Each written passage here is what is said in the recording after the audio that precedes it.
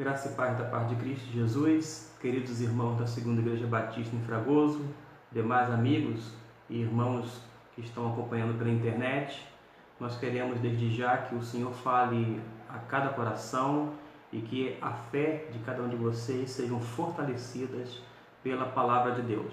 Para tanto, eu quero compartilhar nesta oportunidade uma porção que se encontra na Epístola de Judas, conforme o versículo de número 1. Diz assim a palavra de Deus: Judas, servo de Jesus Cristo, irmão de Tiago, aos chamados, amados em Deus Pai e guardados em Jesus Cristo. Que Deus, portanto, abençoe a sua palavra lida aos nossos corações. Quando se fala em Judas, eu sei que o nome não ajuda muito, porque muitas vezes nós associamos com Judas Iscariote, sendo que Judas era um nome comum na época entre os judeus. Para se ter uma ideia, pelo menos 8 vezes são mencionados Judas nas Escrituras. Quero tratar de pelo menos 5 antes da gente iniciar o versículo já lido. Agora, permita-me dizer, irmãos, porque eu intencionei e escolhi a carta de Judas. Foram 2 motivos. O primeiro motivo é que a carta de Judas é muito ignorada pelos cristãos no decorrer dos séculos. O segundo motivo é que é uma consequência deste, é pouco lida. Então, já que uma carta é pouco lida e, portanto, ignorada, eu quero fazer com que vocês venham ter mais do que curiosidade, mas que vocês sejam encorajados a ler os 25 versículos desta porção preciosa da parte de Deus aos nossos corações. Judas, como eu disse, era um nome comum, e nós temos, segundo Atos capítulo 9, versículo 11, Judas de Damasco. Saulo havia tido encontro com o Senhor Jesus, ele ficou com uma cegueira física e ele vai para a casa de um homem.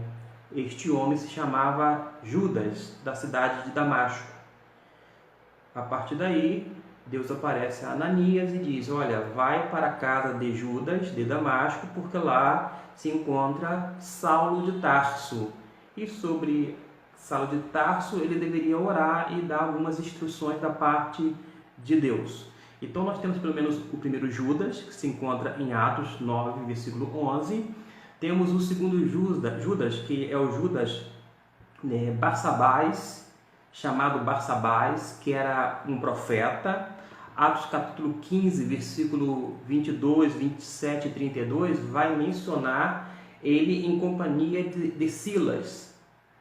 E ambos, Judas, chamado Barsabás, quanto Silas, eram profetas, eram homens de Deus. Eles exortavam o povo com a mensagem da parte de Deus, e o povo era fortalecido pela palavra do Senhor. O terceiro Judas é o Judas Iscariote, que nós já sabemos quem ele é e o que ele fez. O quarto Judas é o Judas apóstolo, filho de Tiago e também é irmão de João. Este, para você ter uma ideia, ele foi morto a mando de Herodes, de acordo com Atos capítulo 12. Diz o texto de uma forma explícita que a mando de Herodes, Tiago, o apóstolo, irmão de João, que era também filho de Tiago, foi morto à espada. E o quinto Judas, que nós queremos mencionar aqui, é o qual nós vamos nos deter nesta ocasião, porque se trata do irmão de Jesus. Diz a Bíblia que Maria teve filhos e filhas, logo Jesus teve irmãos e irmãs. Isso se encontra nos registros dos evangelhos, Mateus capítulo 13, 53, 55 e Marcos 6, versículo 3. Sobre este Judas, irmão de Jesus, nós podemos fazer algumas considerações. Porque logo de início ele disse: Judas, servo de Jesus Cristo, irmão de Tiago. Ele se identifica desta maneira, mas duas coisas são ditas a respeito dele. Está não explícito, mas implícito. Judas era um homem muito feliz com seu segundo lugar. Nem de longe ele foi tão conhecido como seu irmão Tiago. Por quê?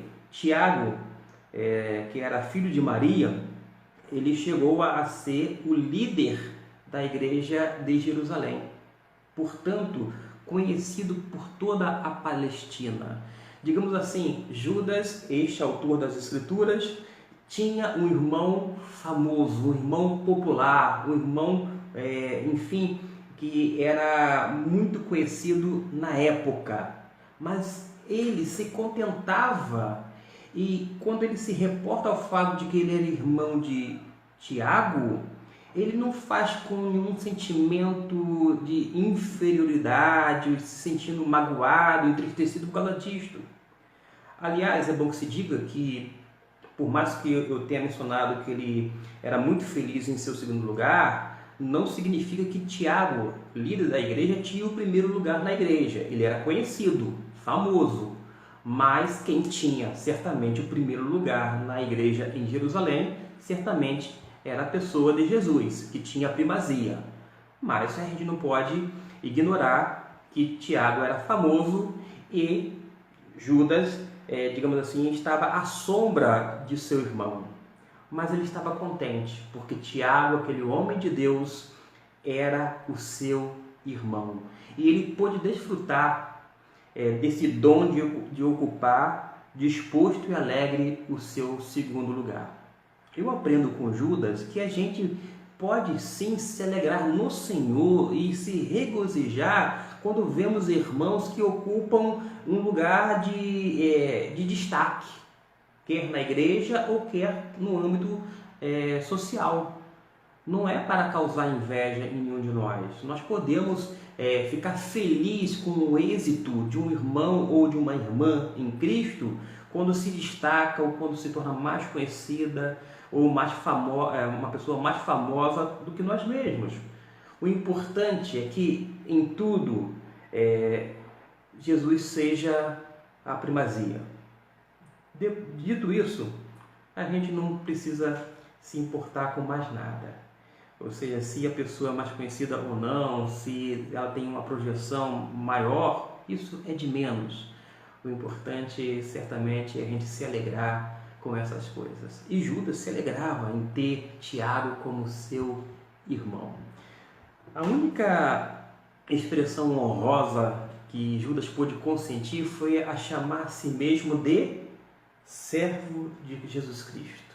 Ele poderia apelar dizendo: não, Jesus é filho de minha mãe Maria, logo eu sou irmão do Senhor Jesus.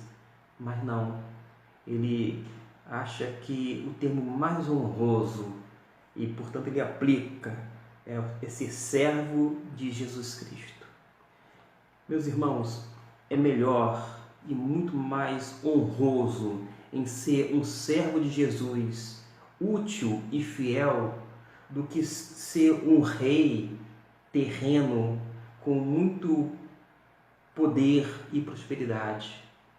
Coisa mais honrosa nesse mundo é ser servo de Jesus Cristo. Portanto, ser fiel ao Senhor, leal a Jesus Cristo e útil a Deus.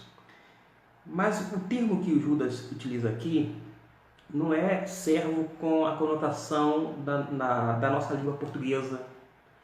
A palavra no grego é doulos, que significa escravo. Isso mesmo, escravo. O escravo, naquele período do Novo Testamento, era uma coisa comum. Havia cerca de 60 milhões de escravos no Império Romano. E o escravo, ele vivia para agradar o seu senhor, porque ele era propriedade do seu dono, do seu senhor. E ele, então, tinha que estar sempre à disposição do seu dono. Quando Judas aplica esse termo escravo, Ele quer dizer que o único objetivo, ou digo, o único propósito em sua vida é estar sempre à disposição do Senhor Jesus, no serviço de sua causa. Desta forma, nós aprendemos que a maior glória de um cristão pode conceber é de ser útil a Jesus Cristo. Nessa introdução, no versículo de número 1, vamos ver pelo menos 3 palavras empregadas para descrever o cristão, porque ele diz aos chamados, aos amados em Deus Pai e guardados em Jesus Cristo. Vamos nos deter, nesse primeiro momento, na expressão chamados. A palavra chamado, no contexto grego, tem algumas nuances. Pode ser chamado para convocar ao trabalho, ao dever e à responsabilidade. Dessa forma, o homem é chamado, ou seja, convocado para participar do trabalho, do serviço da sua cidade ou da sua comunidade ou ainda do seu país. Então, a primeira conotação que a palavra chamado indica é que o cristão é chamado a trabalhar, a cumprir, a ser responsável no serviço a Cristo e de Cristo. Mas além desse significado, tem uma outra conotação. A palavra chamar indica também o fato de convidar alguém para participar de uma festa ou um festival. É empregado para se convidar alguém para celebrar e festejar uma ocasião muito feliz. Nesse sentido, nós entendemos que o cristão é chamado a desfrutar da alegria de ser convidado de Deus. O fato de a gente ser chamado para ser convidado de Deus é um privilégio enorme que nós temos, por causa deste chamado.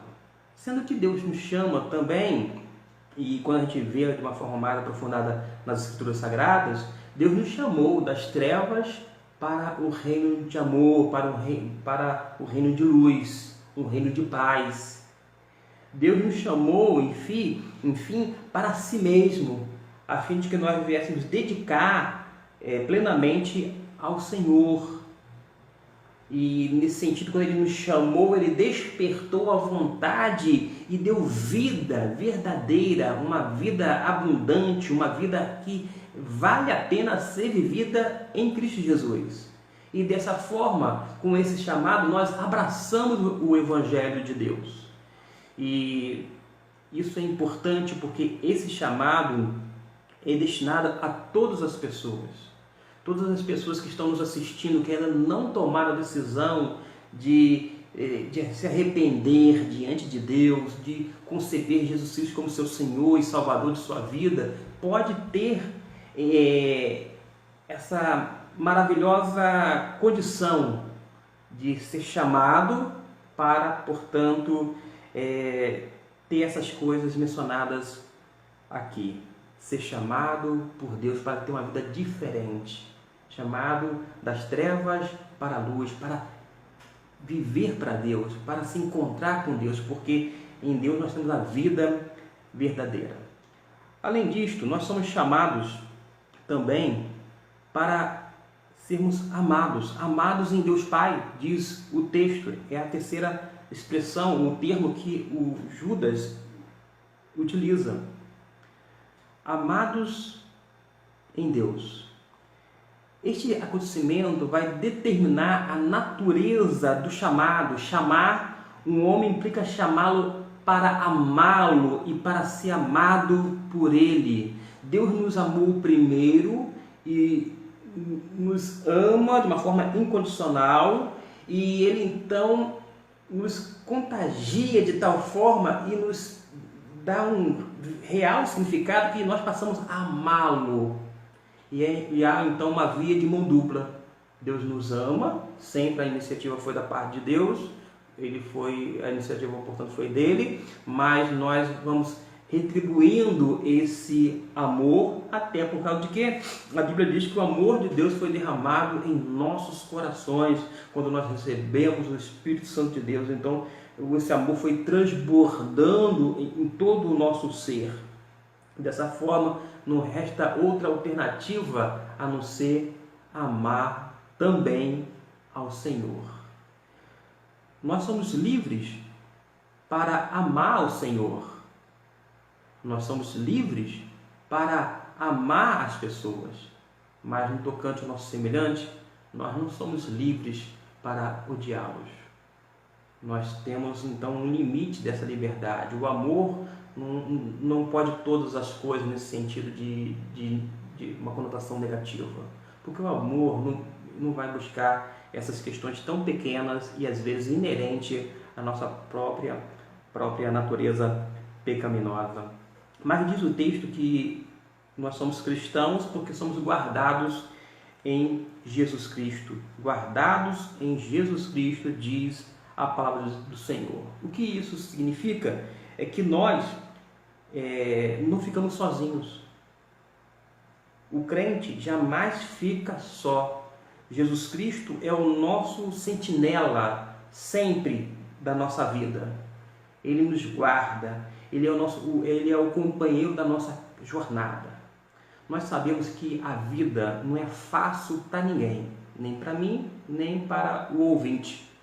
Mas nós temos um companheiro de caminhada, e esse companheiro é a pessoa bendita de Cristo Jesus. E Ele está conosco todos os dias, não apenas nos motivando, nos encorajando, mas também nos sustentando, nos guardando, nos amando, por causa daquele chamado anterior. Nesse sentido, o cristão não é apenas chamado, mas também guardado em Jesus. Então nós temos aqui pelo menos 3 características do cristão. Ele é chamado, ele é amado e ele é guardado.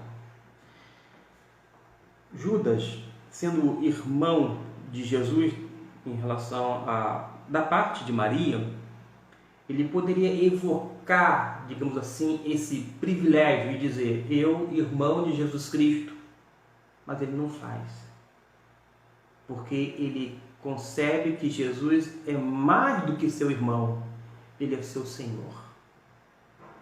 Jesus, é bom que se diga, é o Filho unigênito do Pai. Nós nos tornamos filhos de Deus por adoção em Jesus Cristo. Nós somos filhos adotivos.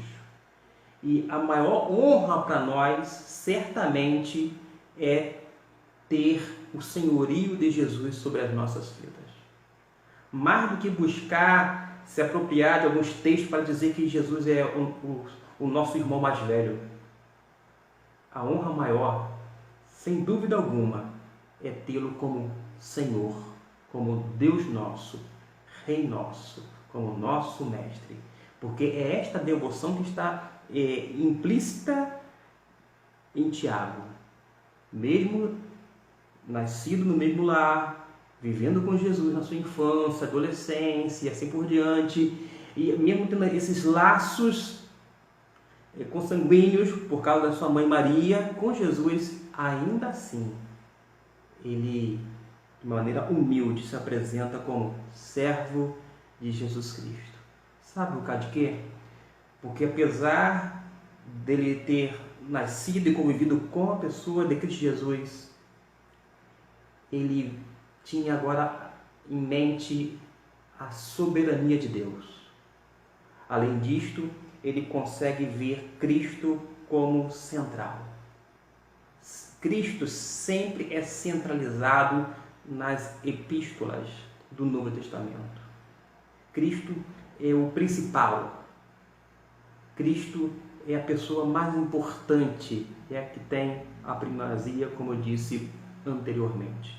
E por causa disto, nós aprendemos com Judas, o autor da epístola, que nós temos que ter um alvo. E qual é esse alvo? É estar sempre à disposição de Jesus. Sempre à disposição do Senhor para servi-lo. Agostinho de Hipona, ele viveu uma vida depravada, em orgia, em bebedeiras, mas ele tinha uma mãe cristã chamada Mônica. Esta vivia em oração pela sua conversão, até que um dia Agostinho é convertido mediante a palavra do Senhor. A palavra do Senhor não apenas trouxe informação, mas gerou nele transformação. Ele mais tarde se tornou bispo de Hipona, da igreja, uma pessoa, portanto, muito importante e é tido como um dos maiores teólogos do cristianismo. Mas Agostinho, que tinha sido escravo do pecado, que estava sendo prisioneiro no mundo, mas foi chamado das trevas para a luz, ele pôde dizer algo que me marcou profundamente. Ele disse que quanto mais escravo de Jesus Cristo ele era, mais livre ele se sentia. O que nós aprendemos com isso, meus irmãos? Quer ser verdadeiramente livre, isto é, perfeitamente livre, se torne cada vez mais escravo do Senhor.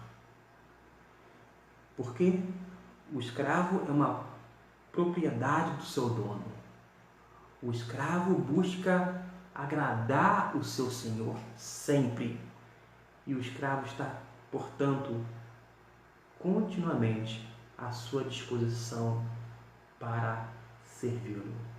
Mas o escravo que é liberto, ele tem uma voluntariedade, porque ele ama o seu senhor. Não há outra coisa a fazer a não ser servi-lo. Nos Estados Unidos, na Califórnia, no período daquela correria pelo ouro, um empresário cristão, homem de negócio, portanto, ele fez algumas viagens. Numa delas, ele se deparou com uma jovem negra, escrava, que estava sendo vendido no mercado. Ele teve grande compaixão dela e a comprou. Levou consigo durante a sua caminhada e em um determinado momento parou para conversar com ela. Aquela jovem negra não quis ouvi-lo e quando ele se aproximou dela, ela cuspiu-lhe em seu rosto. Mas aquele homem não desistiu dela. Sabe o que ele fez? Ele revelou a sua intenção e ele disse: olha, eu comprei você lá naquele mercado, na praça pública, não para ser minha escrava, mas para lhe dar liberdade. Demorou a ficha cair para aquela jovem e ele emendou dizendo: eu redimi você para se tornar livre. Ela se coloca de joelho, na verdade ela se jogou de joelhos aos pés daquele homem, chorando, e ficou muito feliz com aquela postura. Mais à frente soube que ele era cristão, sobre todos os detalhes, desde o início que aquele homem viu aquela mulher sendo vendida como escrava em praça pública.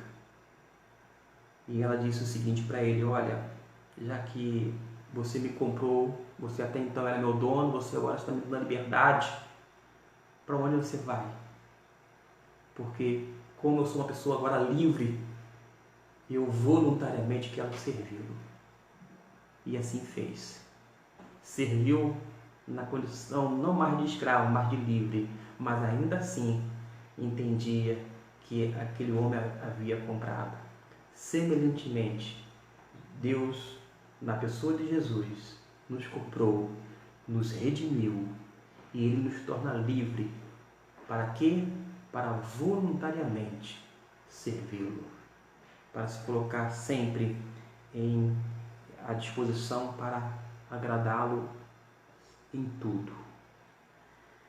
Meus prezados ouvintes, nesse versículo único lido, nós vimos a postura de Judas, servo de Jesus Cristo, numa coisa mais honrosa do que ser servo de Jesus.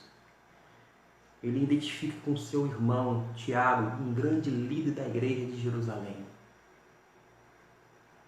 Que coisa boa é quando a gente vê irmãos nossos se destacando em diversas áreas e nós nos alegramos e fazemos questão de mencionar: ele é meu irmão em Cristo, ela é minha irmã em Cristo, porque eles fazem também a vontade do Pai nos lugares onde se encontram. Eles engrandecem ao Senhor. Como é bom, meus irmãos, ser chamado pelo Senhor, chamado para si mesmo, para o próprio Deus, a fim de ter essa vontade despertada e de obtermos vida verdadeira, vida plena em Deus. Que coisa maravilhosa ser chamado para abraçar o Evangelho. Que coisa maravilhosa é ser amado pelo Senhor. Deus nos ama de maneira, é um amor eterno e incondicional. Que coisa linda é ser guardado em Cristo Jesus. Alguns entendem que os crentes são guardados e essa conservação no tocante à volta de Jesus. Então nós estamos sendo guardados até a volta de Jesus. Ainda que tenha esse sentido, não deixa de lado um outro sentido de que nós somos guardados, somos preservados realmente pelo Senhor, porque há segurança em Cristo Jesus. Dessa forma, ser cristão ganha um grande significado, ganha uma dimensão enorme. É projetado aqui nesse texto que nós somos chamados, amados em Deus Pai e guardados em Jesus Cristo. Prezados irmãos e ouvintes da Palavra de Deus, que nós possamos nos aproximar cada vez mais e mais da Palavra de Deus para sermos fortalecidos, assim como os crentes foram fortalecidos pela palavra de Judas, um homem que, segundo a história narra, não saiu jamais da região da Palestina.